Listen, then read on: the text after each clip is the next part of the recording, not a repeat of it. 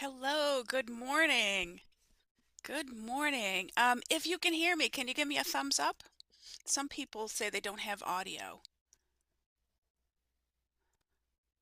Okay, I'm getting a lot of thumbs up. It looks like most of us do have audio. That's great. All right, so let's move forward. Welcome to Melrose Unitarian Universalist Church.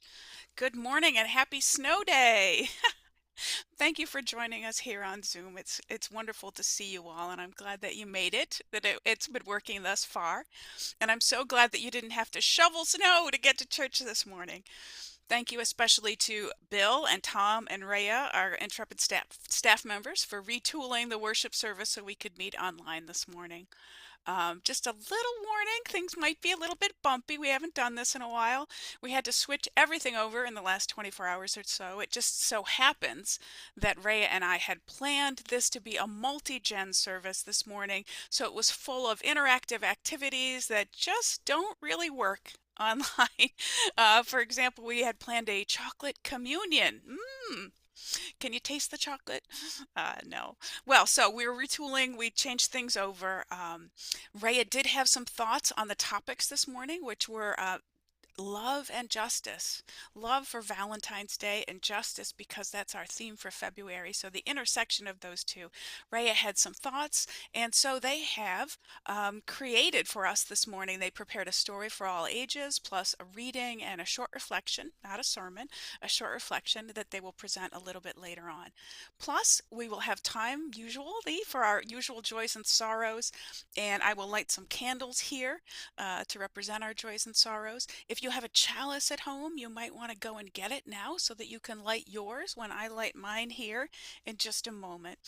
And also, if you've got your phone nearby, that will be handy. I want to try out an interactive activity of sorts that we can do here in Zoom, little voting activity, and we can make a word cloud together, and it will be easiest if you have your phone nearby. So, we'll also have some hymns today.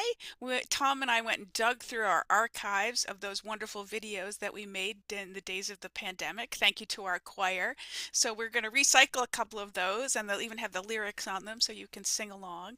I thought it might be fun and sweet to look back in the time machine a couple of years and see some of our old friends again. So that will be happening today too. Before we get going, I have, just as usual, some of our church announcements that we always have before the worship service. The big news that I want to share with you is that in the spirit of our Next Steps program that we went through a couple of years ago, Next Steps urged us to reach out to the community in new ways.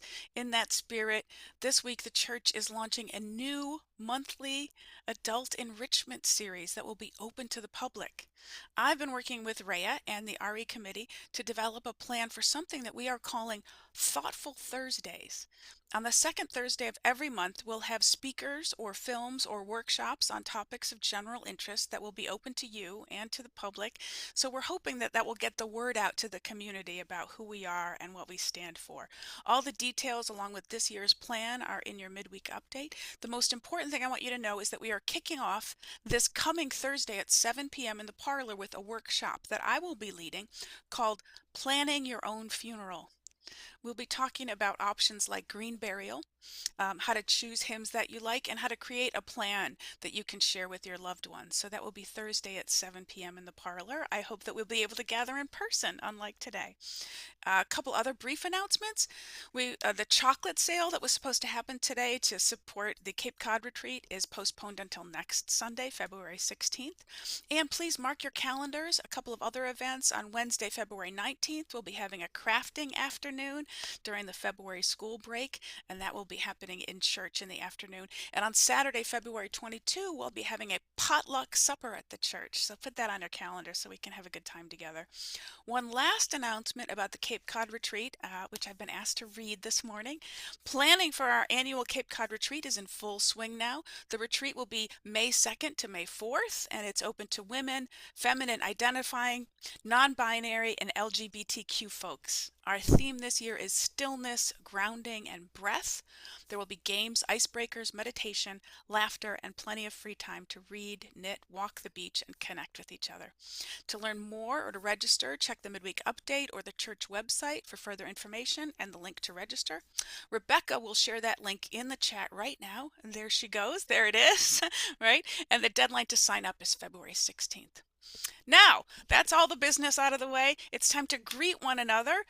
If you can switch to gallery view, and then you can see everyone. Oh, we went to 2 pages today. How fun. So let's wave to one another and say, good morning. Thanks for coming. Isn't it great we didn't have to shovel? Good morning. Oh, and look through the other pages and the lap. So some people with their camera off. That's okay. We respect that choice. But good morning to you, and I'm glad you're here. Yay, everybody. Hooray. All right. Okay, what's next? All right. So this is a little bit out there, and I'm asking you to give me a little bit of a chance. Give me a little flexibility this morning. If you've got your phone near you, we're going to try this voting activity that I have heard from other ministers works best on Zoom. So I thought, oh, we're having a Zoom meeting. Let's try it. So you should see on your screen now this slide. The easiest thing to do is to hold up your phone and open your camera. And then if you hold it up near the QR code, what should happen is that a link should pop up. Okay, and it should take you to something called Mentimeter. Or you can use the link that I have put in the chat. It's at the top of the chat, and I will attempt to copy it and put it back. It's at the very top of the chat if you can scroll up. And I will see if I can put it in there again. It won't let me copy it. If you scroll up to the top of the chat, you can copy it from there. And you probably can't copy it from the slide. But it should take you to something that says, how are you feeling this morning? And you can go ahead and vote there. Is that working? Do you guys see it? Oh, it is working. Yay. Okay, good. How are you feeling this morning? You've got 4 choices there. Okay, most of us are feeling cozy. I like that. Okay, excellent. You'll be able to view the results in just a minute. I'm going to move us on to our next question now. How much snow is on the ground at your house? Can you guys vote on that? Ooh, okay, excellent. Very good. Great. Okay, thanks for voting there. And I'm moving on to question number 3 now. This is where we can make a word cloud. How are you feeling about the news at this moment? Now you have to come up with your own words for this. I've suggested a few, but you can come up with it however you feel about it, and go ahead and put it in, and we will make a word cloud from your answers. I know it asked for 3. It is hard to come up with 3 different words. I think if you can't, you can just enter 1 or 2. Excellent. Okay. I'm going to give you guys another second to put in your thoughts, your feelings about the news today. We've got 23 so far. I think that's a good number. We've got 39 people here so far. Okay, so I'm going to give you another minute. Great, great. We got a bunch of responses going. And you will be able to look at the word cloud in a second. There was a way we could do it in real time, but you had to download an app, and it was a whole thing, and I knew you guys wouldn't want to download an app. All right, here we go. And now I'm going to switch to the last question. And this one is back home now. How do you connect with MUUC? What are the things that you like best about church? How do you connect with church most often? And there's a few suggestions in here, but of course, obviously, come up with your own words. The things that help you connect best with MUUC. Maybe it's a committee that you serve on. Maybe you're part of our church governance, the council. Maybe you're on one of our action teams. Or maybe it's just the friends that you see every week. Maybe it's coffee. Maybe that's your number 1 priority. Go ahead and put that in. And then as soon as you're done with that, you can actually click on View Responses. That should come up on your phone, View Responses, and then you'll be able to look at our votes and our word clouds and see what we've made together this morning, which is pretty fun. And then we can move into Worship Proper. Oh, this is great. We've got 67 responses so far, 70. All right, excellent. Thank you so much for taking part in this and learning something new together, and I look forward to making a new word cloud with you. Let me just check the responses. Oh, thank you, Rhea, for putting the link back in the chat. That is wonderful. Excellent.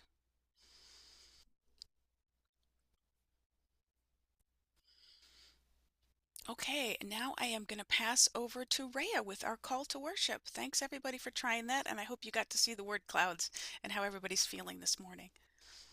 Go ahead, Rhea. Good morning. For our call to worship today, I have a poem written just last week by the poet Rosemary Watola Tromer. She starts with a quote from the theologian Diana Butler Bass. It's called What Comes Next. Love, relentlessly, she said. And I want to slip these two words into every cell of my body. Not the sound of the words, but the truth of them until relentless love becomes a cytoplasmic imperative, the basic building block for every action, because anger makes the body clench, because fear invokes cowering, shrinking, shock. I know the impulse to run, to turn first, to hurt back. I know too the warmth of cell deep love, how it spreads through the body like ocean wave, how it doesn't erase anger and fear, rather seeds itself somehow inside it. So even as I contract, love bids me to open, wide as a leaf that unfurls in spring until fear is not all I feel, love relentlessly. Even saying the words aloud invites both softness and ferocity into the chest, makes the heart throb with simultaneous urgency and willingness, a radical pulsing of love, pounding love, thumping love, a rebellion of generous love, tenacious love, a love so foundational, every step of what's next begins and continues as an uprising, upwelling, ongoing infusion of love, tide of love, honest love. Come, let us worship together. Wonderful. Thank you, Rhea. And now we light the symbol of our faith, the flaming chalice. While I light the chalice I have here, I invite you to light a chalice you might have at home. And we have Martha Borkin to lead us in reading the church vision statement. Martha is a longtime church member, a quilter, and an organizer of our Bread of Life team. Martha, if you please unmute yourself now and lead us in our church vision statement. We envision a dynamic faith community that nourishes our liberal religious values of love, reason, conscience, and action. We foster lives of integrity, joy, and service to each other, to Melrose and neighboring communities, and to the world.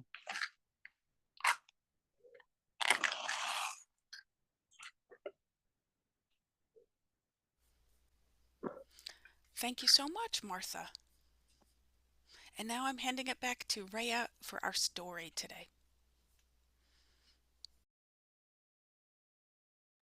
Today's story is Love Grows Everywhere by Barry Timms and Tisha Lee, and it should be coming up on the slides in a second.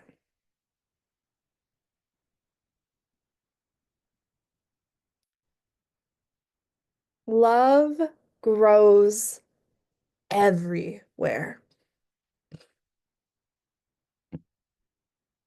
From country farm to city square, from desert village, hot and dry, to mountain home where eagles fly. Love grows any place. It doesn't need a fancy space, no matter if the walls are bare. Love only needs our thought and care. Yes, thought and care are all love needs to help it grow like tiny seeds. That might seem nothing much at first, till up into the light they burst.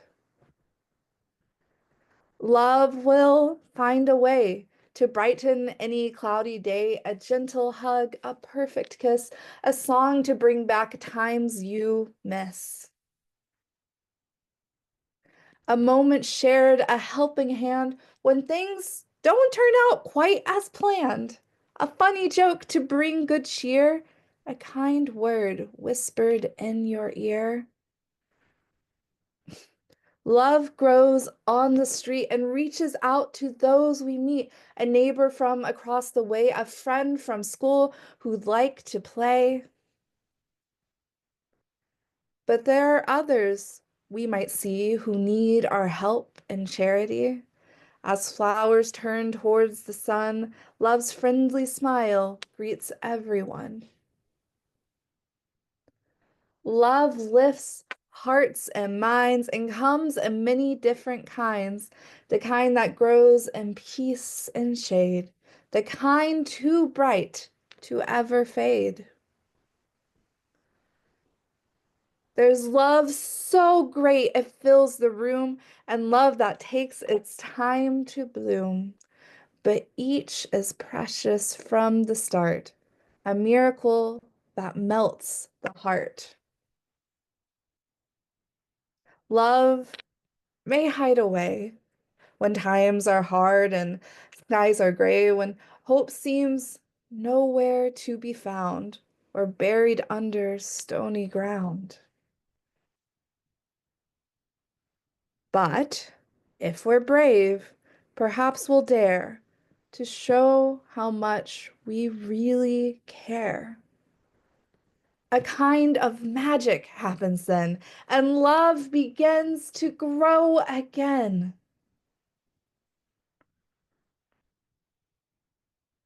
Love grows everywhere.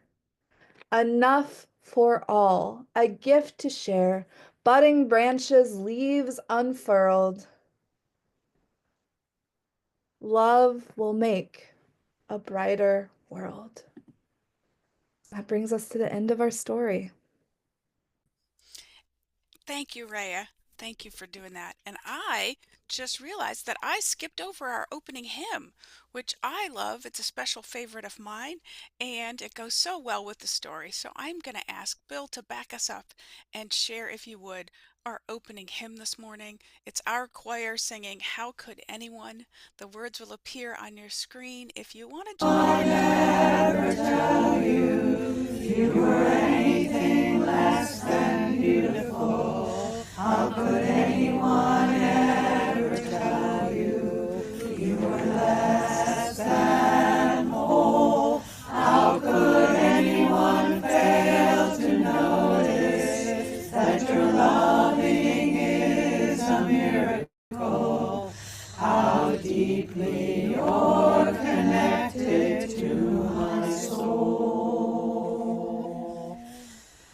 How could anyone ever tell you you were anything less than beautiful? How could anyone ever tell you you were less than whole? How could anyone fail to notice that your loving is a miracle? How deeply you're connected to my soul.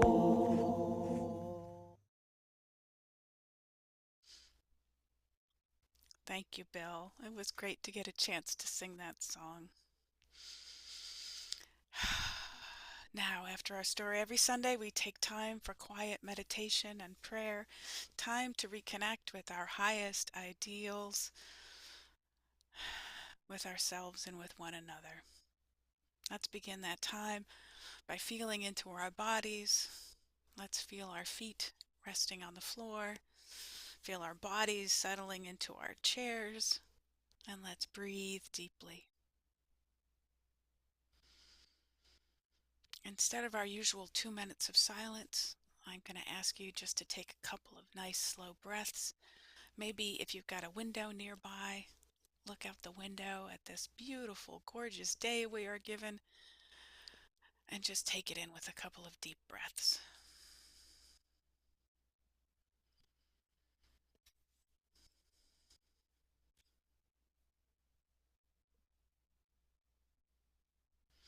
And now we move into our time of joy and sorrows.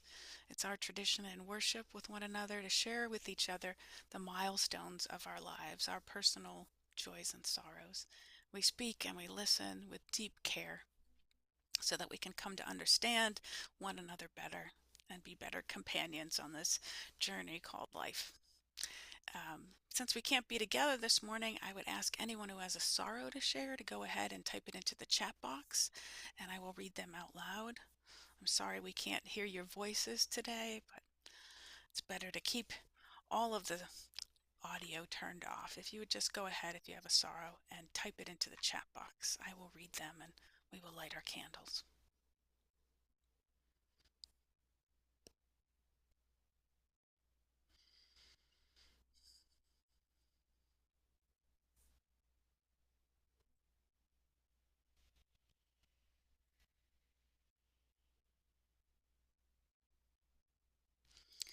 I don't see any sorrows that are shared in our chat box today. I would invite everyone to share some prayers today for the Reverend Susan Sahutsky Brown, who had a pretty severe medical incident in December and January. I went to go and visit her, and she is recovering. She had a cardiac stent put in, and she's feeling much better these days. So I wanted you all to know that she's recovering. And of course, our friend Mary Lou Sang is recovering at home from surgery. And our good friend Mary Beth Santarelli is also recovering in the hospital. So let's send our thoughts and prayers to all of them. Anyone who's special in your life who is recovering. And I do see in the chat box someone has shared sorrow. This is from Karen Gabler. May we hold all these civil servants, including Valerie Zardarian and Paula Rose, being affected by the turmoil in the government. Yes, Valerie and Paula are federal employees who are also members of our congregation, and I know that these days are very difficult for them. So let's hold them in our hearts and send them our compassion and love this morning. Thank you, Karen.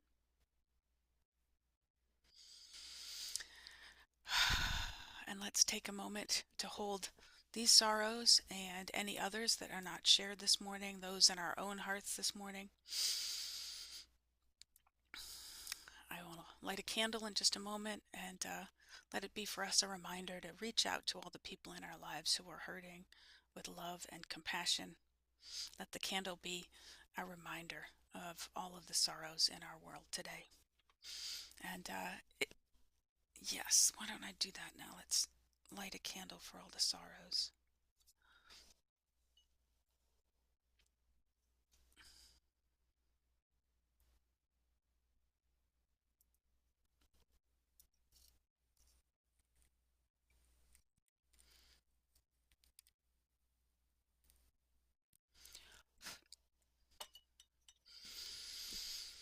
And now I invite you, if you have a joy to share with us this morning, to go ahead and type it into the chat box and I will read them aloud. The first one I see is from Brian, a candle of joy for Boston Symphony tickets from the church auction. Yeah, Brian said it was amazing last night. So glad that this type of music is still going strong. Thank you for sharing that, Brian. Candle of joy from Dan Franklin. Jay is home with us for a few days. Good to know. Dan Griscom just writes cats. Are they in your screen? Oh, yeah, you're holding a cat up. Oh, hi. Hi, kitty. Very cute. From Jennifer Fanning, Harry and I bowled candlepin for the first time on Friday with Harry's coworkers, and we'll do it again. Oh my goodness, candlepin is hard. Good for you. Good for you. I'm going to wait a second. Does anybody else have a joy they want to share this morning?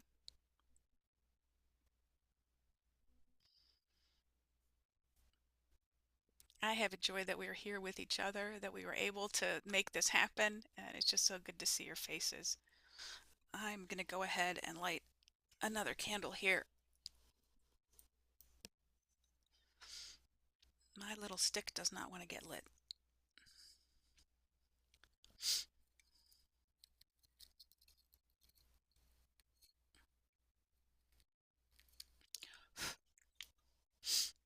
There we go. No other joys? Okay. So, I have lit another candle here to symbolize all the joys that were shared with us this morning and those that are still in our hearts, which we keep to ourselves this morning. Let the candle be for us a reminder of all the many, many blessings in our lives and a reminder to feel grateful and express that gratitude to one another. Thank you for sharing these joys and sorrows. And I hand over now to Rhea, who has a reading for us. Rhea. Our reading today comes from Bell Hook's book, All About Love, New Visions.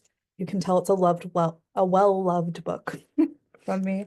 And today we're going to be looking at a section of her chapter on loss, loving into life and death.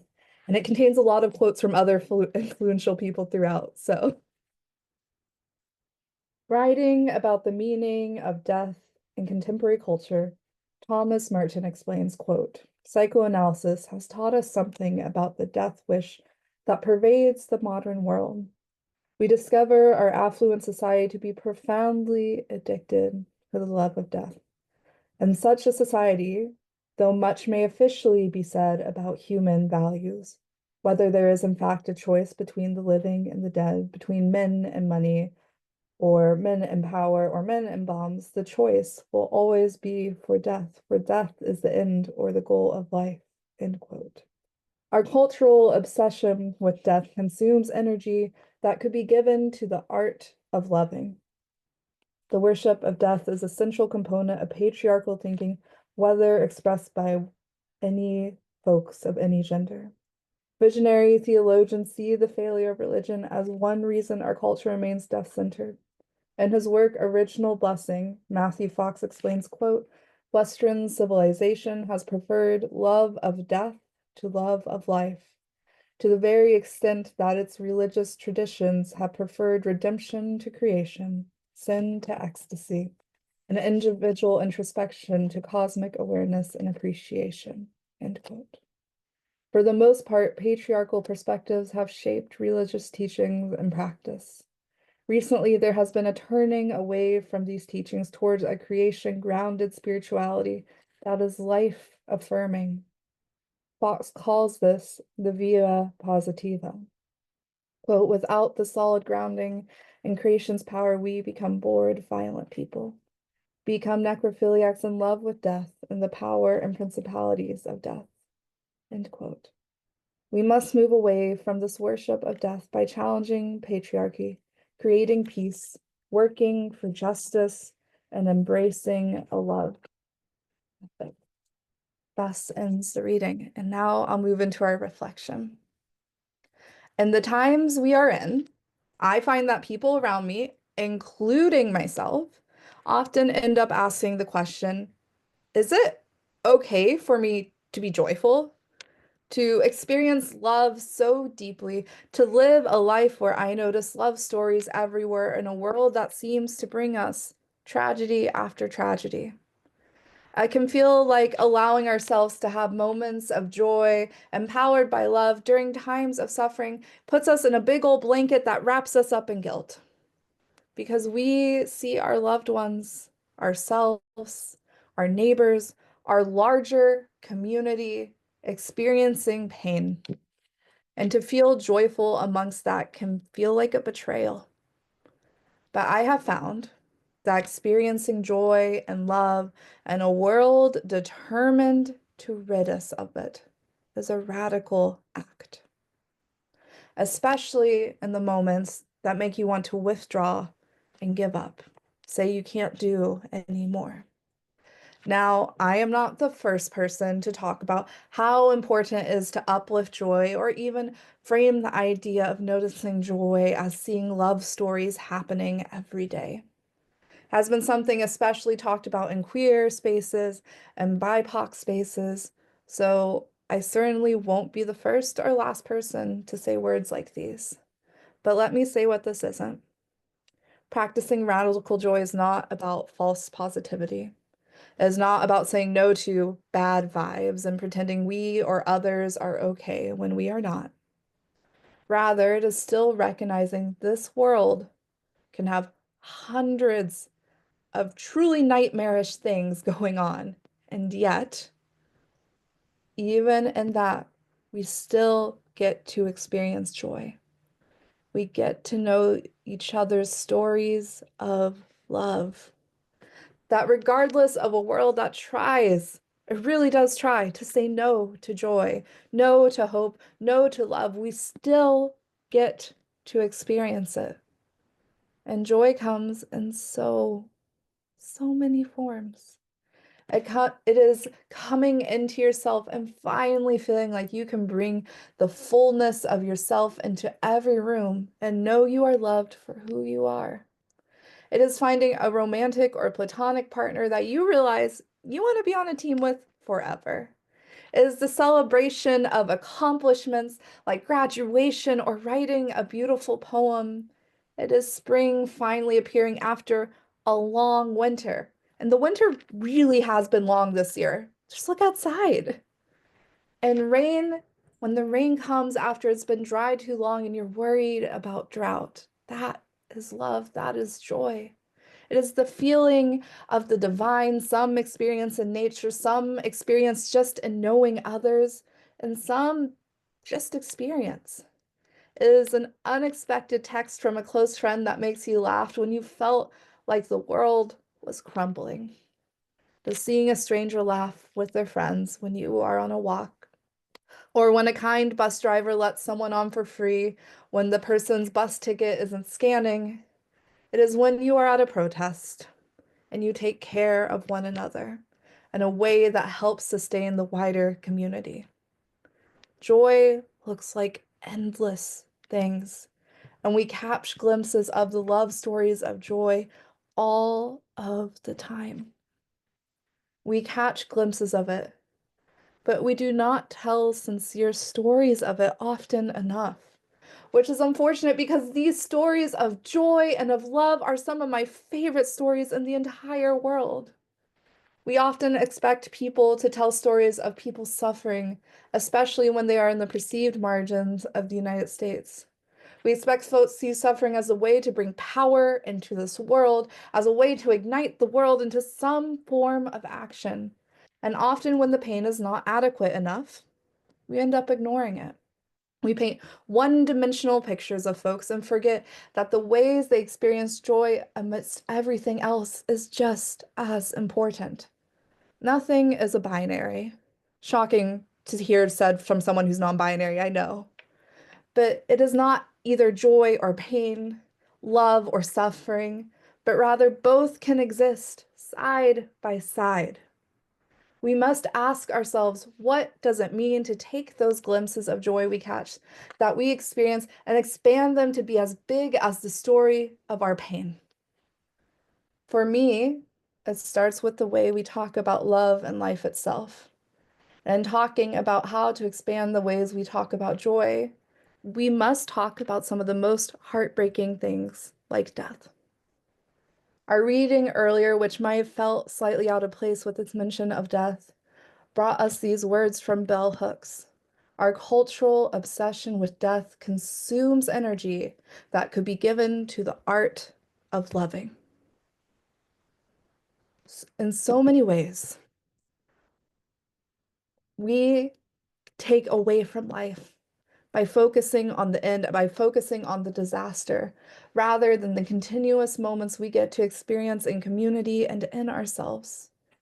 We gain anger from hearing about the end, but rarely do I see it framed as the anger coming from something trying to disrupt our joy and tell us we can't have it. Yet, in the end, there is still joy that is there, maybe slightly disrupted, but as a larger community, there is still joy to be shared. There is still love to be shared. There are still bigger love stories to be told because, as our Time for All Ages reminded us, love grows everywhere. Amen and blessed be.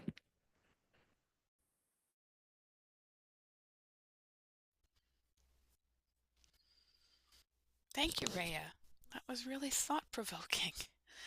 I want to invite everyone now. We have one more video hymn to share with you from our wonderful choir. Tom found this one. It's called We Are One, and again, the lyrics are on the video, so you can join in singing if you like.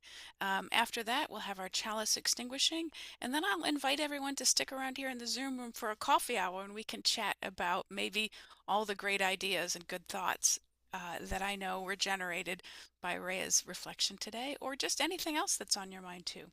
So again, this is our closing hymn, and then our chalice extinguishing right after.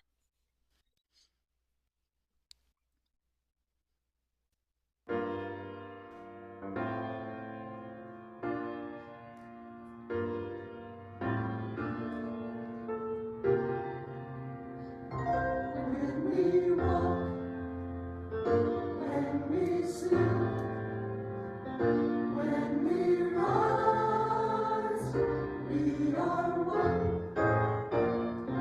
When we laugh, when we sing, when we cry, when we run, we are one. And we shall love one another with all our hearts. And we shall care for each other with all our soul and our might. When we stand, when we fall, when we rise, we are one. In the cold, in the heat, in the dawn, in the sun, we are one. And we shall love one another with all our hearts. And we shall care for each other with all our soul and our might. When we're hurting one another,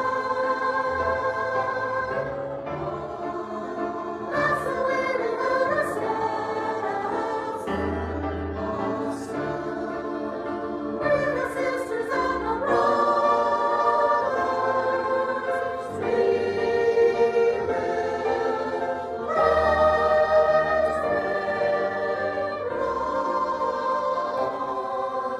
and we do, and we do, and we try, and we try. We must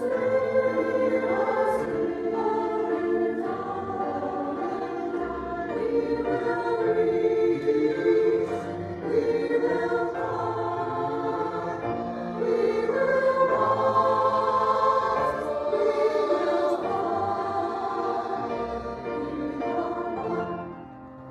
And these words shall be forever within our hearts. And we shall teach them to our children, and remember them in our hearts. When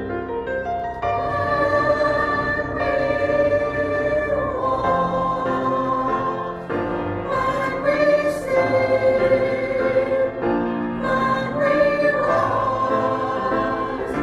we are one. When we laugh, when we sing, when we cry, when we run,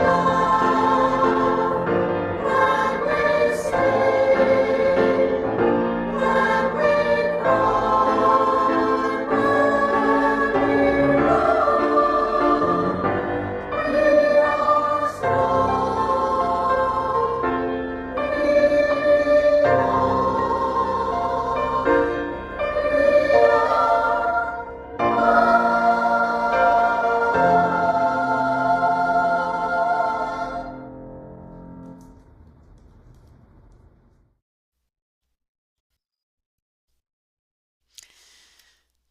Please join me in our chalice extinguishing words. We extinguish the flame, but not the light of truth, the warmth of community, or the fire of commitment. these we carry in our hearts until we are together again. Amen. Our service has ended. We have a little postlude from Tom you can listen to, and maybe go and get yourself a cup of coffee. Come back here to the Zoom room. We can chat about the sermon, the events of the week, all the craziness going on. If you'd like to stay, it would be nice to catch up and chat.